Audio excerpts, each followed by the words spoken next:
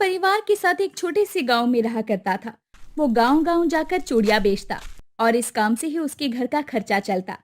एक दिन वो अपने सर पर चूड़ियों की टोकरी रखकर गांव के उत्तरी क्षेत्र में चूड़ियां बेचने गया।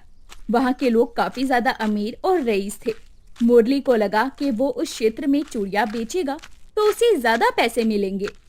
चूड़ी वाला आया, चूड़ी ले लो। रंग बिरंगी, चितकरी, धारीदार, हर प्रकार की चूड़ियां खरीद लो। सुंदर सुंदर चूड़ियां, चूड़ियां ले लो, चूड़ियां।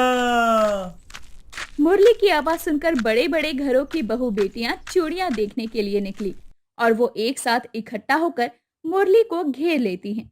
मुरली एक ऊंचे स्थान पर अपनी चूड़ियों की टोकरियों को नीचे रखकर उन्हें चूड़ियां दिखाने लगता है। इतनी सारी हर प्रकार की चूड़ियां देखकर उन महिलाओं में चूड़ियां खरीदने की लालसा बढ़ रही थी। वो मुरली से कहती है, अरे ये लाल वाली चूड़ियां कैसे दर्जन दे रहे हो? अरे बहन जी, सावन के महीने में लाल चूड़ियां का क्या करोगे आप? आपके लिए ये हरी चूड़ियां लेकर आया हूँ। ये चूड़ियां आपके हाथों पर खूब जचेंगी। एक बार पहन कर देखिए। हाँ हाँ भाई साहब, आप बिल्कुल सही कह रहे हैं। सावन के महीने में तो सब कुछ हरा हरा ही अच्छा लगता है। चारों ओर सिर्फ हरियाली ही हरियाली। चारों तरफ गरजते हुए बादल, वो भी काले रंग के। मोर को बुलावा देते हुए कितने सुहाने दिखते हैं। उस पर प्यारी प्यारी लड़कियां और महिलाएं हरी चूड़ियों को छनकाते हुए गीत गाती हैं। अरे बस बस बहन जी, आप तो दिन में ही सपने देखने लगी। रुकिए, मैं आपको इससे भी अच्छी हरी हरी चूड़ियां दिखाता हूँ। मुझे विश्वास है कि वो आपको और भी ज्यादा पसंद आएंगी। मुरली उन महिलाओं को और चूड़ियां दिखाने लगता है, जिसे पसंद करके वो महिलाएं चूड़ियां खरीद लेती है और उसे मुंह मांगे दाम देकर वहां से विदा करती है।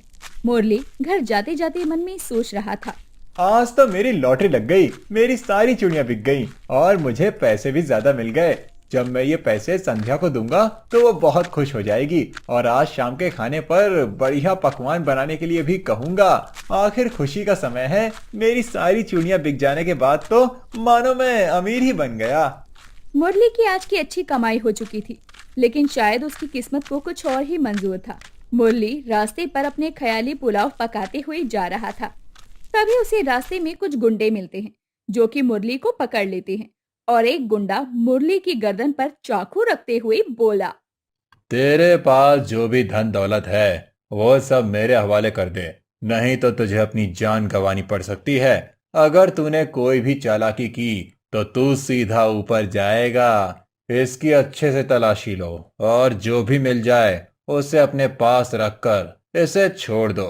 ज्यादा आनाकानी करे तो वहीं इसकी गर्दन पर छुरा भोंक देना। मुझे छोड़ दो, मेरे पास कुछ नहीं है, मुझे जाने दो। मुरली के इतना छटपटाने के बावजूद उन गुंडों ने उसको नहीं छोड़ा और उसके सारे पैसे अपने पास रख लिए। उसे कंगाल कर कर वहीं छोड़ दिया। मुरली खाली हाथ घर लौटा और अपनी पत्नी संध्या से सारी बात बताई, जिसे सुनकर संध्या बोली, कोई बात नहीं जी, वो तो शुक्र है कि उन लोगों ने आपको कुछ नहीं किया, आपको सही सलामत छोड़ दिया। उन्होंने केवल हमारे पैसे ही तो लिए हैं ना, पैसे तो दोबारा आ जाएंगे, लेकिन अगर आपको कुछ हो जाता तो मैं तो जीते जी मर जाती। लेकिन तुम विश्वास नहीं करोगी कि मेरी टोकरी भर सारी चूड़ियां बिक गई थी और मैं ढेर सारे पैसे लेकर घर आ रहा था। मैंने क्या क्या सोचा था उन पैसों को लेकर, लेकिन सब मिट्टी में मिल गया। कोई बात नहीं, अब आपके साथ साथ मैं भी आपकी कमाने में मदद करूंगी, क्योंकि केवल आपके कमाने से घर का इतना बड़ा खर्चा नहीं चलने वाला। मुझे भी अपनी पूरी मेहनत का जोर लगाना ही पड़ेगा। लेकिन संध्या, तुम क्या क्या करोगी? घर का काम करोगी या फिर राघव की देखभाल करोगी?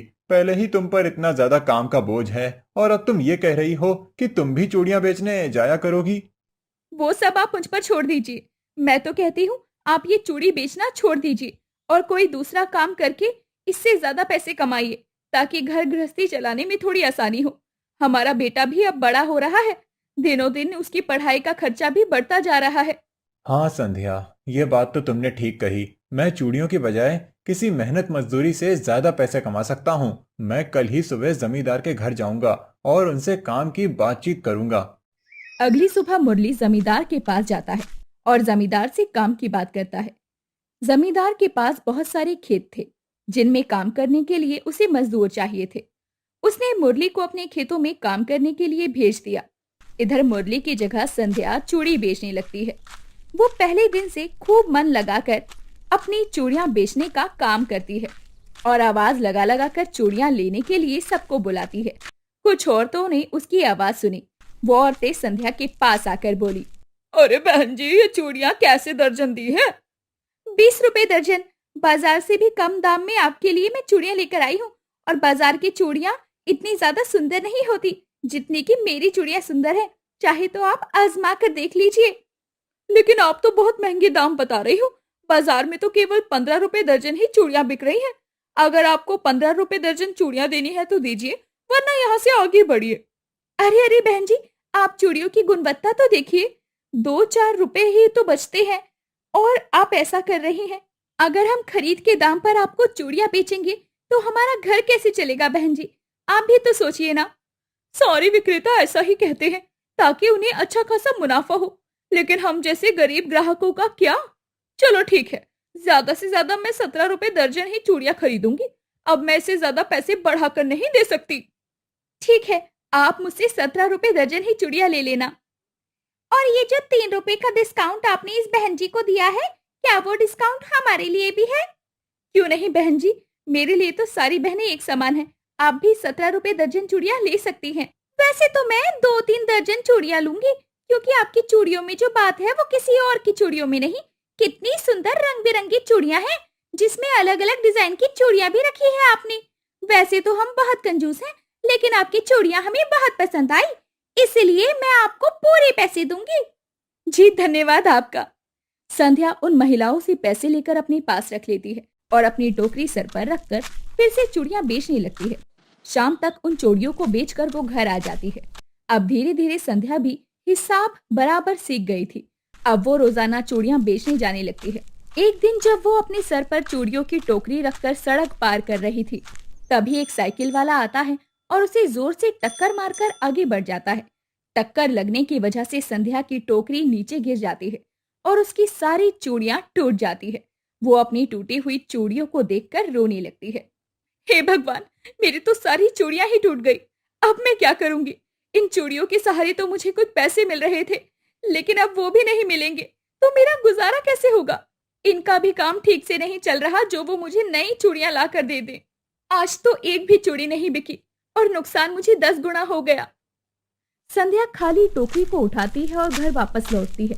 आज मुरली घर जल्दी आ गया था और संध्या को उदास घर आती देखकर वो बोलता है, क्या हुआ संध्या, तुम बहुत बुझी बुझी नजर आ रही हो। कुछ हुआ है क्या? क्या बताऊं जी मेरे साथ क्या हुआ। आज एक साइकिल वाले ने मुझे टक्कर मारी, जिसकी वजह से मैं गिर गई और मेरे गिरने की वजह से सारी चूड़ियां टूटकर नीचे बिखर गई। पूरे दिन में एक भी दर्जन चूड़ियां नहीं बिकी है, लेकिन नुकसान तो देखो बहुत भारी हो गया।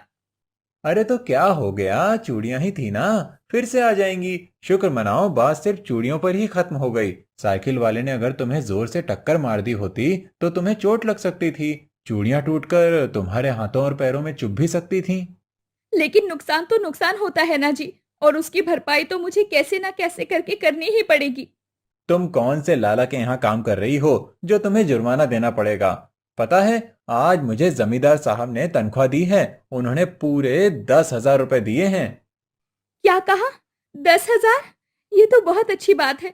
अब तो हमारे घर का खर्चा चलाने में कोई दिक्कत परेशानी नहीं होगी और बचत के लिए भी बहुत पैसा बच जाएगा।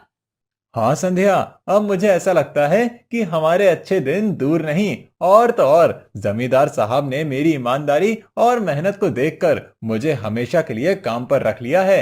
अब तुम्हें चूड़ियां बेचने की जरूरत नहीं पड़ेगी। लेकिन मैं आपको अपने मन की बात बताती हूँ। जब मैं चूड़ियां बेचकर कुछ पैसे घर लाती थी, तब मुझे बहुत तसल्ली और सुकून मिलता था।